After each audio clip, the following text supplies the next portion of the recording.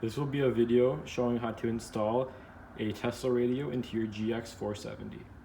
The kit I purchased for my GX470 from the Phoenix Automotive website comes with a tire pressure monitoring system, a Apple CarPlay dongle, and a Wi-Fi OBD2 reader.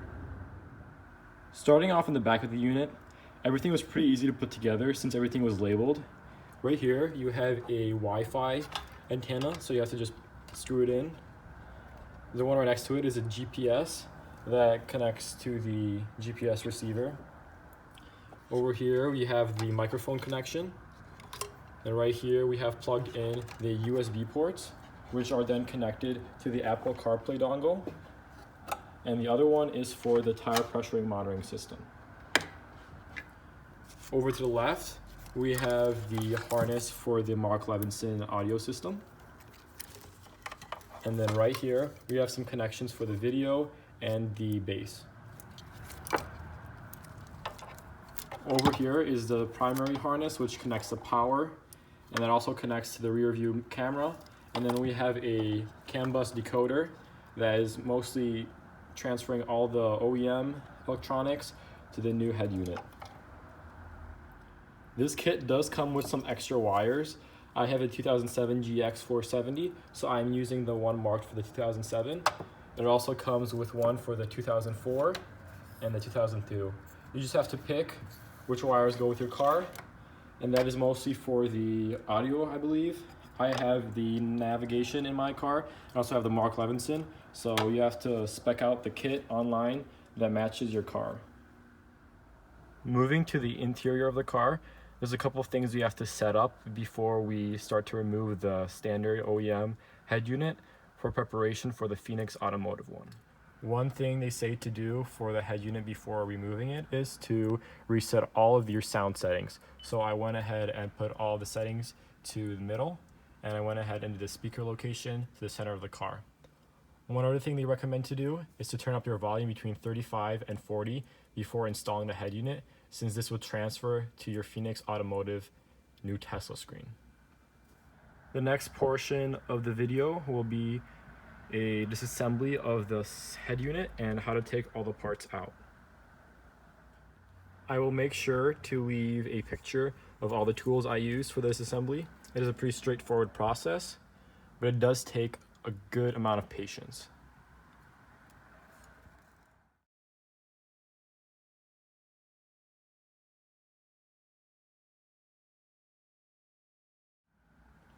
Starting off the disassembly, you have to pry off this leather piece.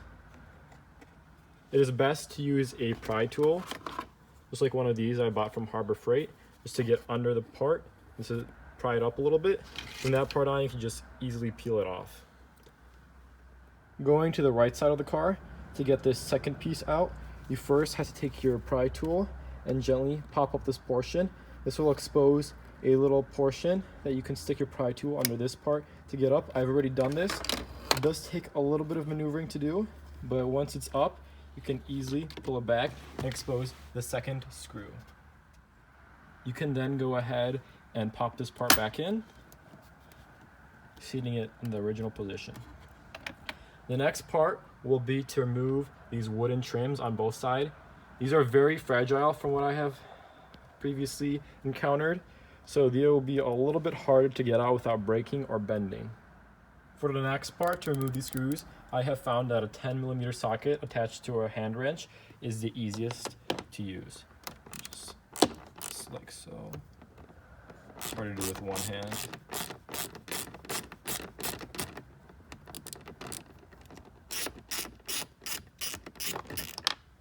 That's one loose. Always make sure to put it back in the cup holder to see the screws. Move to the other side.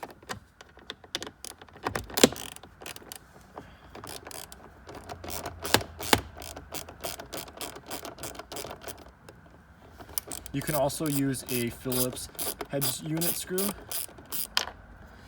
but I find while taking out the secondary screw for the wood trim, I went ahead and dropped it in the small hole. To retrieve the screw, I had to take out the center panel out. It was quite easy. You just had to unzip the leather holding on the e-brake and unhook this 16-pin connector, and from there you just have to pop it up like we did previously for the right hand side and just pry it all the way. There are some clips holding it in, so you have to be careful to remove those. And also you have these shifter knobs holding it in. You just have to turn it to the left, and then this one you have to unscrew it just the same way to the left, taking it off, and that will allow the center panel to pop off. The next part of the video I think is the hardest part. Taking this piece off without breaking anything is a real challenge. I went ahead and put my pry tool underneath, and you gotta put a decent amount of force to get this part to pop off. But once it pops off, you can't just pull off from the bottom because they have a weak point right around here where it starts to crack. I've taken these off before to wrap them.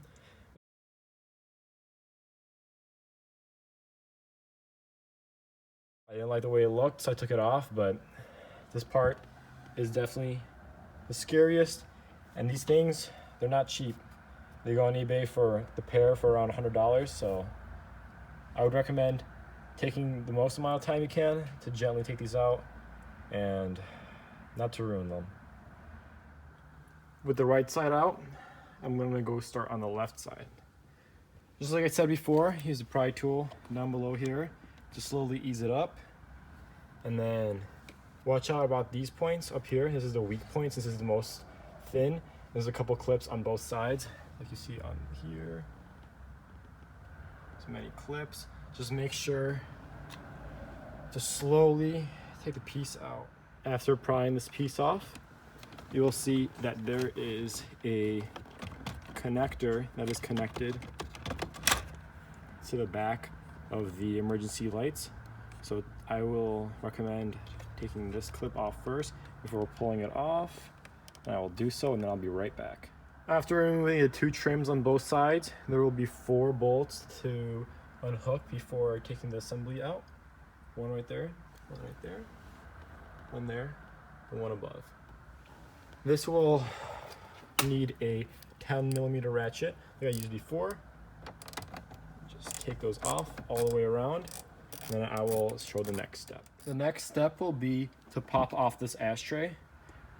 I've already done so. Comes out pretty easily. And then you just want to disconnect all the cables that are connected to it.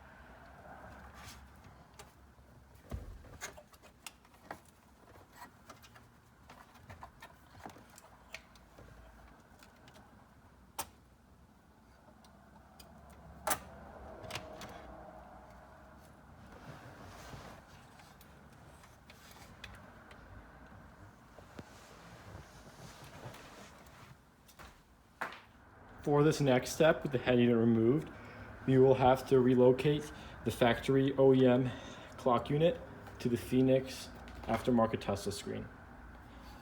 I believe there are some bolts from this harness that we need to take off, because this harness, this metal piece, bracket, will actually have to go onto the Tesla one.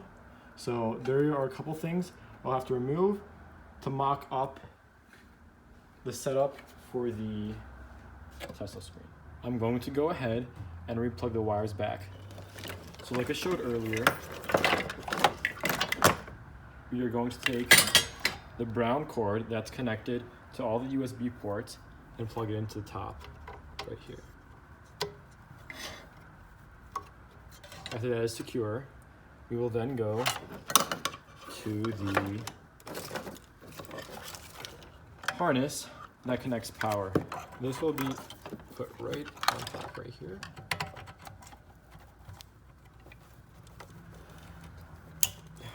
ready for that clip.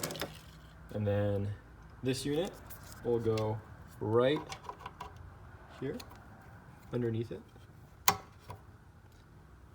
And then the last plug that needs to be connected is the audio, and that will go right above the connector. Then for the microphone, put it right here. And then for the GPS, what I would recommend doing is, for the locator, is to take the strip off the back and put it right in between the unit to hide all the cables. I will do so, and I'll be right back. After popping in the unit by these two clips down below and these stationary clips, you will then start to assemble the parts around the head unit to make it stationary. One other thing I recommend doing before installing the side pieces of the wood trim is to take the USB cords and shimmy them down through this hole, and then take apart the glove box. The glove box is held on by two clips from both sides. You have to press in and clear these holes. Once you shimmy down the cable, it will come out through here, and this will be a good point to add USB connections in the future. After that, everything else should be ready to go. After installing the ashtray and a cigarette lighter and connecting all of it, we should be ready to start cleaning everything up and making it final and set. For my unit, it came along with an external microphone. I plan on mounting the microphone right here through this panel. So to get to this panel, I'm going to take the microphone and put it through this lower portion, and then take off this plastic right here to expose the workings and to get the microphone back. And I'm gonna wire it through here, around, and then through the top and right there. I think that should be a good place, and it should pick up my voice while I'm driving. To take this panel off, you simply pop off this wood trim, and you have to unscrew this, I think this is a 10mm bolt, and then you're going to have to unplug these controls, and down below we're going to have to take off this panel, which I will show how to do in just 1 second. To take this lower portion out, you first have to get rid of this footrest, so you simply pop it off from the top, take it out. This will then expose a screw or a fitting. You just have to turn to the left, unscrew it like wise,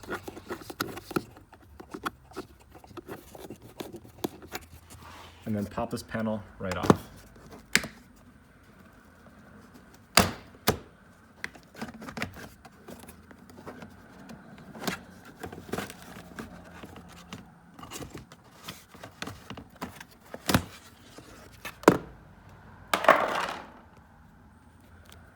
With this being exposed, this will allow you to get to this bolt, which is important. It's a 10mm. This will then, with this bolt, lower this portion.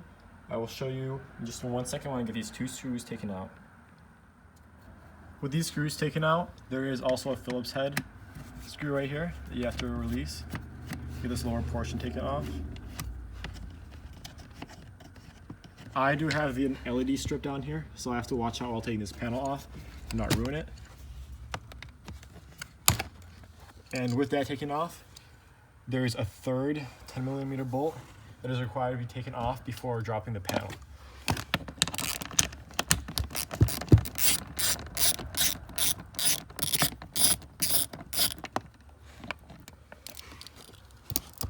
With that taken off, this is going to be in the way for me, so I'm going to have to peel that off. We'll see. First off, I'm gonna have to drop this from the right side, right back from the left side. And then that should give me enough room to drop this side while clearing this. Above here, this will actually pop off. So put that to the side, and then can slowly start peeling it back. I will have to use 2 hands for this, so I'll be right back once I get it over this piece. I was able to move this just enough to have enough room to sneak it through. There's a little hole back there, so you do not need to take it off completely, but this will do for now. And then just through here on the side, and it'll come out through here, and then just wire it up through here on top. I will do so, and I'll be right back. Since the steering wheel is adjustable, I've decided to not mount it on the steering wheel, but instead mount it on the side pillar. Since it's stationary, this should allow me to not be able to have to worry about the wire being stretched. So I just wired it through here, through the hole down below, and I'm going to take off the 3M tape and just leave it right there.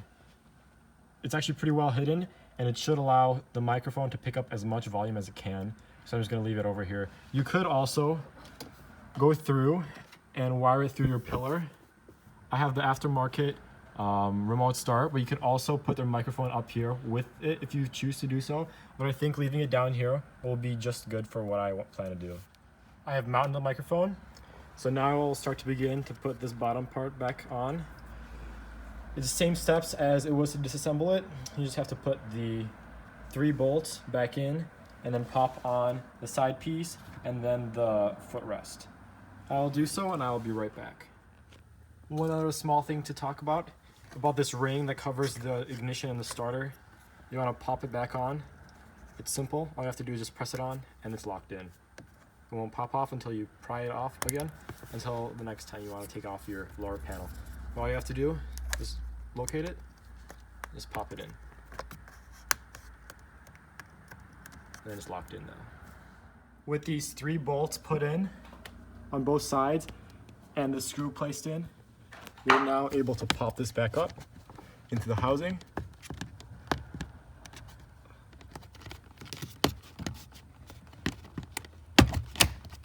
Like so, on all sides. And now you're able to start putting this back together. First, with this bottom piece, just pop it back in. The side, make sure this hole goes on the screw, likewise. And then down here, you have to pop this panel up. I don't recommend popping the panel up first before trying to install this. I'm going to take this back off after the video ends and pop this panel up and then place it back. I'll be right back when I do so, and I'll show you how it looks. After this is popped back in, I do have a controller for the remote start, so this panel will not scooch all the way in, but take back the fitting and screw it back in the corner here. After doing so, you just press it in, it'll pop back on. After doing so, you have to put the step back here, and you should be good for this side, and then we'll actually start with the center console. We'll put the wood trim back on. I'll do all the final fittings. I'll be right back. One other thing I would recommend doing is putting back this paneling, just to have a portion done. After that, the wood trim, putting back the glove box, and the final fittings, and then everything should be ready for the startup of the screen and the installation of the Apple Play and the, where did I put it? The tire pressure monitoring system. So once I put the center console back in, it's in the back. I'll put it over to the front. I'll show you how to install it. It's just 4 clips all the way around. You have to press it down and then install the ebrake leather kit and the 2 shifter knobs. I'll bring it from the back and then I'll start the video again. With this piece in the front, you're going to have to connect the shifter back to this piece, which is right under here. Right here. This connects the shifter knob and the signals from each gear, from park, reverse, neutral, 4 drive, 3, and then 2 low. So after you plug all that back in, it should be easy to just pop the e-brake in first, and then the shifter, and then your transfer case, neutral, low gear, and the high gear. I have found that the easiest way to install this panel back in is to start tilted and put the e-brake in first, then work this boot to get onto this portion of the shifter, and then for the gears, I've decided that it's easiest if you bend this leather boot over to the bottom right to get it over this portion. Once you do so, have it plugged in, you're ready to start popping the panels back in. There are 4 clips all the way around, so be gentle with the clips because they are fragile. Starting from the left side, going over to the right, moving over to the front, get everything seated, go all the way around, popping it back in. Make sure your boot is not getting stuck, because that is a portion that will need to be zipped once it's seated, just to get the preferred adjustment done. Just each side, popping it back in. Once it's fully seated, you can begin to put the shift knobs back on, and then after we put the wood trim on each side, you can get the leather panel, it goes all the way back, and then we should be done. Let me just finish with the portion, and then I'll be right back with the video. Once a piece clicks in on all sides, you can simply adjust this leather boot to fit on the e-brake, and now you can start putting on the pieces.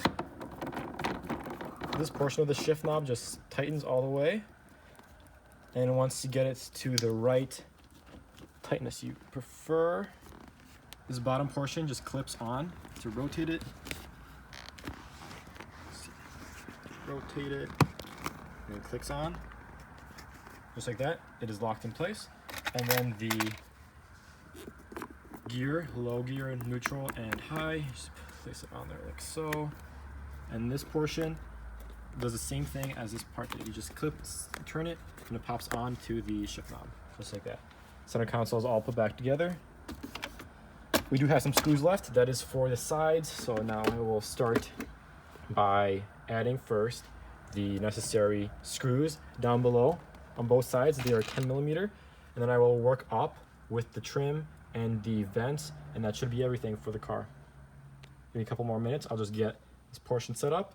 I'll be right back. With the right part being put back in, now we're going to look on the left side.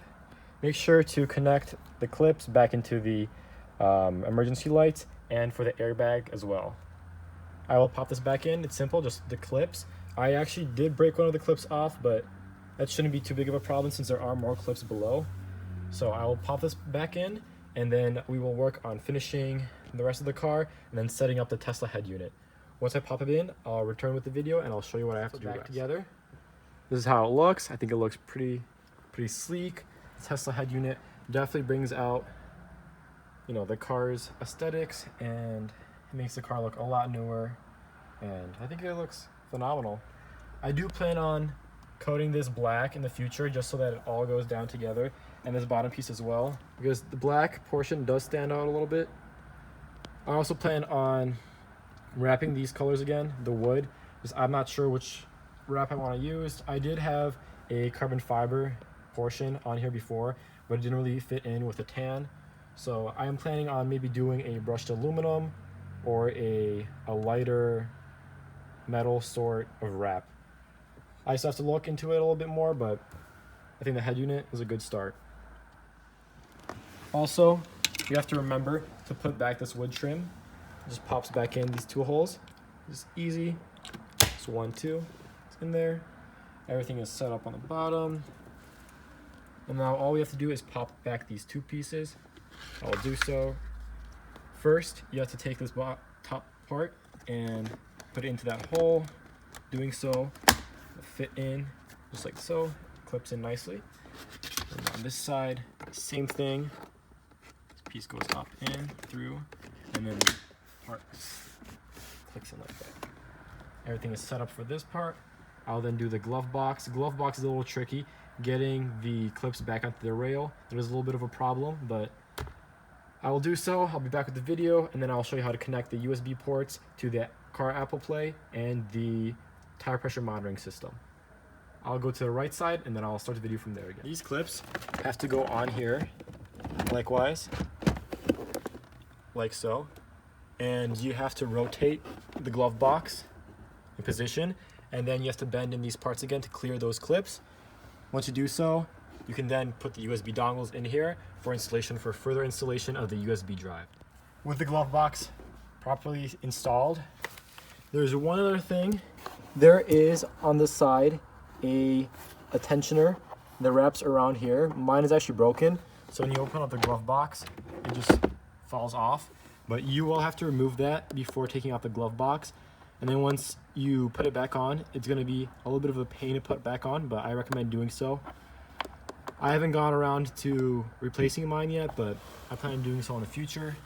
And these cables just come up around here. I'm not sure if I want to trim this portion and put the wires through. It works perfectly the way it does right now. Closes and opens. I do have other things I plan on putting in the glove box, so for now, I'm just gonna let these hang loose. I do have my owner's manual I'm gonna put in here, but for the time being, I think it's perfect. We have everything put back together, all the way through, everything down here.